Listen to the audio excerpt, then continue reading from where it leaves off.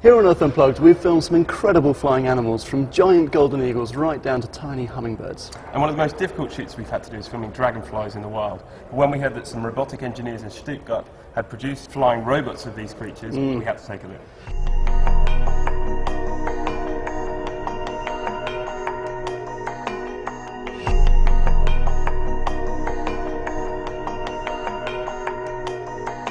So we're here with Dr. Henry Frunzek, who's done some incredibly lifelike animals here. How and why did you start this?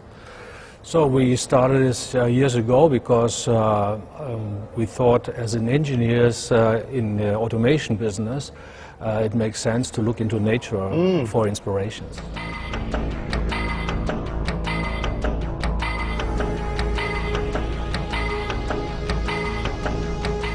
The smart bird was invented 3 years ago when we learned from nature how a bird is flying. We decoded the bird flight finally, but the role model is a seagull, and all the capabilities of the bird are inside that robot. And is this just a proof of concept? Is it just because you wanted to replicate a bird, or has this got applications in other areas? No, it's not about developing drones or flying robots. No, it's a technological bureau. This is a platform for us where we have technology inside that bird which is very useful and helpful for our business. For example, energy efficiency, lightweight design, functional integration to keep it in a small body, the communication between controls and that complex system in the air. All this we need in our daily business, solving problems at our customer base.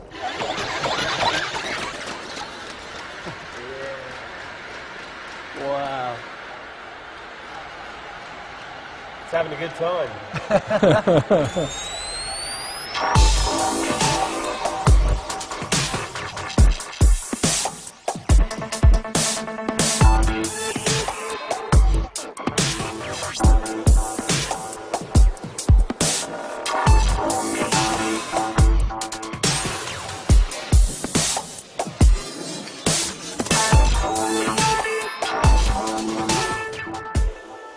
How similar is it to birds? Because most of their flight feathers, they have what's called remiges on their wings, which is where they get most of their power, and then rectrices on their tail feathers, which sort of guide them around a lot of the time. Yes. Is that what's going on here as well? We have capabilities inside that we have not only the flapping mechanism, but also the twisting, the roaring, and that gave us this high ratio of efficiency. This is the twisting at the right moment, when the amplitude, the frequency and the twisting angle, that makes it the small frame of control processes, and that's very, very difficult to reach.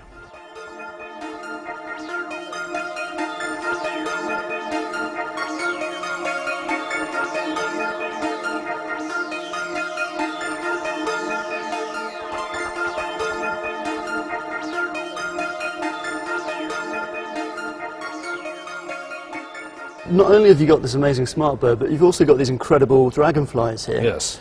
And can you talk us through what's going on? With these capabilities of the real dragonfly, our flying robot is able to hover like a helicopter, gliding, so everything is on board inside this body. This dragonfly is printed with a 3D printer. Oh, that's cool. Every part here is printed. It's coming out of plastic powder. So, Dr. Frunzek, how difficult are these robots to fly? So we are using this smartphone, and we can maneuver this. You see here. That's cool. Move it.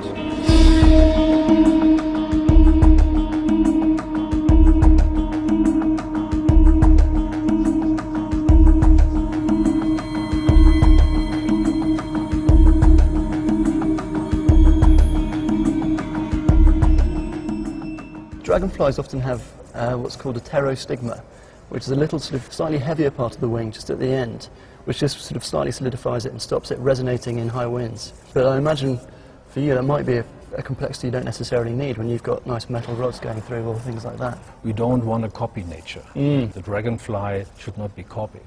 But the inspiration coming out of this system that nature developed, this is really worth to think about. Absolutely. Dr. Fronczak, thanks so much for having us today. It's been an absolute pleasure coming to Festo and seeing these guys at work. I think it's been just an incredible slow-mo shoot. Having filmed the real thing and robots, it's just both are equally as cool. It's nice to do it indoors, isn't it? Well, we hope you guys have enjoyed today. We've had an absolutely awesome day filming robots instead of real animals, and it's just been incredible. Absolutely, and if you like what you saw as well, do subscribe to the channel for more amazing science videos. And if you want to see more of this little guy in action, do click on him. And if you want to see more of Smartbird, click on him before he takes off. See you next time.